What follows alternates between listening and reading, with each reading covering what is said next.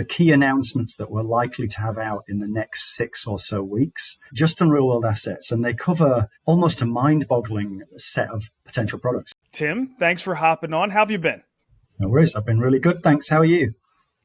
Busy. Things are getting really busy here in our space. That is a great way of saying it. I mean, it is certainly busy. Yeah, I think what's happened in the last few weeks has just made this industry completely red hot. And we're definitely feeling some of that, which is great after a couple of years of what has really been quite difficult times. To suddenly be in the spotlight for all the right reasons is just fantastic. Well, I think one of the things is Hedera did the right thing in that we built a lot during this downturn in the market, and now we're primed and ready to move forward. Now, you've been focusing completely on the real world asset tokenization space. To start here, Tim, let's start with a wide lens. How's the broad real world asset tokenization landscape looking at this point? Yeah, it's a great question. And I've been thinking about this the last couple of days, and there's various ways you could answer this. But I think if you step right back, the obvious answer is it's going from lots of people thinking about it to lots of people talking about it to lots of people doing it. And I think we're now in the doing phase, which is where we want to play. And that's been an element of frustration for the last probably year and a bit, where we've been talking, but actually there's not much really happening. There's a lot happening now, and I think for me that's the best way of putting it. And then anecdotally, we were at Future Blockchain Summit here in Dubai a few weeks ago, and I was there last year, and the change in atmosphere is extraordinary, and that was before the US election result. The amount of people there coming to do, not just to talk, and the amount of action we've had since then has been just extraordinary, and long may it continue. Then there's Abu Dhabi FinTech Week and Bitcoin MENA next week, and the level of excitement before these events even take place is just extraordinary. I've not seen anything like it in this space. So a lot of buzz, an awful lot of people wanting to actually do things. It's actually a bank holiday here today. It's a national day here in the UAE. And yet our team was sat around a coffee table this morning, thrashing out just how are we going to actually address all the opportunities we've got at the moment? How are we going to make them come to fruition? You only have so many hours in the day, right? So many hours, so many people, and frankly, so much money. So it's a tricky balance, particularly when there are so many great opportunities here. I mean, I was writing down just before we came on air, just the key announcements that we're likely to have out in the next 6 or so weeks, just on real world assets, and they cover almost a mind-boggling set of potential products. So there's from financial products like bonds. There is obviously real estate, who we're talking to people, and not just people in the Middle East, people who want to use us and Hedera to build real estate assets and real estate plays in other parts of the world as well. Precious metals and stones, which is massive here, and then a whole bunch of sustainability plays that have started to bubble up. And rather than, I love the sustainability plays, except for the fact that usually there's a great big gaping hole in them somewhere. What I'm finding at the moment is the ones that we're looking at are the real deal. We're starting to see ones that we're saying, okay, the problems that we've seen in the past, you've already thought about, and you're ready to go. So it's super exciting, and that's really where we see probably the next phase is we're going to see not just Scintilla, but we're going to see across the piece an enormous amount of announcements about things actually happening, rather than what we've seen probably in the last year of people saying we're working quietly on something. By the way, we've done this as well. We're working quietly on things, not allowed to say what they are. Bear with us in due course. Well, in due course is about to happen, and we think really Q1 next year is going to be an absolute explosion in terms of releases and stuff getting actually done. Well, that's what we want to hear. Now, let's talk about Hedera specifically as far as RWAs right now. I mean, we've seen real estate. They've been talking about it. We've seen commodities, as you mentioned, traditional assets like money market funds. We even have whiskey casks getting tokenized on Hedera. So there's all different directions we're going in, but fairly small scale to this point.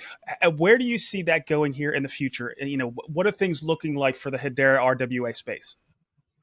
Yeah, I mean, Hedera have done a great job in terms of reward assets and tokenization. And I think they're perfectly placed now for what I just spoke about there in terms of what's going to happen in the next few months. It's just a fact of life, and it's just what you have to do in terms of you've got to get some of these POCs out on a small scale, because the reality is they're actually very challenging to do. And you don't really know what problems you're going to come up against until you actually do them. So we've been through, or we're going through at the moment, this phase of fairly small scale POCs, and as you rightly point out, in various different parts of the market, kind of to see a little bit what will stick. I do think we're getting to that phase now where we're beginning to see what the ones that will stick, at least imminently, are going to be, and certainly real estate is going to be one of them. And in the Hedera network, the Red Swan guys are absolutely exceptional, and I think that you're going to see some stuff there, is my guess from what last time we spoke with those guys. So real estate's going to be a big one. I certainly think there's a whole bunch of financial products that are bubbling under, that are, whereas you probably have been looking at money market funds, which are in a way a little bit of a POC and a little bit of a let's suck it and see. We're going to start getting into some of the bond products that are actually quite interesting and exciting, and funding some issues projects that can't get funded or finding it more difficult to get funded now in some slightly more esoteric markets and opportunities. And I think that's really exciting. And then I think thirdly, and again, the Guardian obvious vanguard of this is sustainability plays, which we're working more and more with various kind of, as I said, kind of cool sustainability plays that now look like they've actually dealt with some of the big issues that we've been dealing with for the last couple of years. And the infrastructure that's been put in place around the Guardian and even some of the real world asset tokenization studio, things along those lines, they've put a lot of these things in place. So when we do get to this point, when a lot of these big entities are ready to jump in, we have everything in place and ready for them. It's ready. Yeah. It's ready. Yeah. All right. And as I said right at the start, I think that moment is nearly upon us. Good. Again, that's exactly what we want to hear. So Scintilla's obviously been really busy as well. I saw that Scintilla launched their new site, your new site. Can you give us an update on how things are going for Scintilla in this general environment that we're seeing? Yeah, I mean, in a way, it's a microcosm of everything I've just said. We decided to rebrand a little while ago, as I said, and it's gone exceptionally well. We've got a whole bunch of projects in different areas, and as I mentioned earlier, it's more a matter of what we choose to focus on now, because we can't focus on everything. And I've probably given some hints just there as to where we are focusing. So it's been going incredible. Part of the reason I wasn't at the Hedera Council meeting in Miami a couple of weeks ago was that I just couldn't spare the time. It was so busy here in the Middle East. And if you think about what we're licensed in the UAE, in Dubai, via VARA. VARA have taken a global lead on regulation in this space. And so it stands to reason, particularly since the election, that things have really massively hotted up here as real serious players start to talk about, how do we get this done and who do we get it done with? And just as Hedera have been building and have been getting things ready for when this moment occurs, obviously so have we. And so we see now as our big moment to now come to the party and start to announce some really big, interesting projects and interesting opportunities. And I think what we'll see is it's, as I say, it's National Day here. And after National Day, it tends to power down for Christmas. And schools finish in a couple of weeks, and it all seems to power down. But then from about the 4th of January, it goes absolutely gangbusters here. And that's what we're looking at. Early part of January through Q1, what we think you'll see generally in the market, and specifically from Scintilla, are a whole bunch of announcements of some big projects that we're working on and things that we've been doing for a while and are now coming to market. And it seems like you guys are making some great strides. So the next thing that I want to get into is the first step is to tokenize these assets. And that's the phase we're in right now, actually tokenizing them.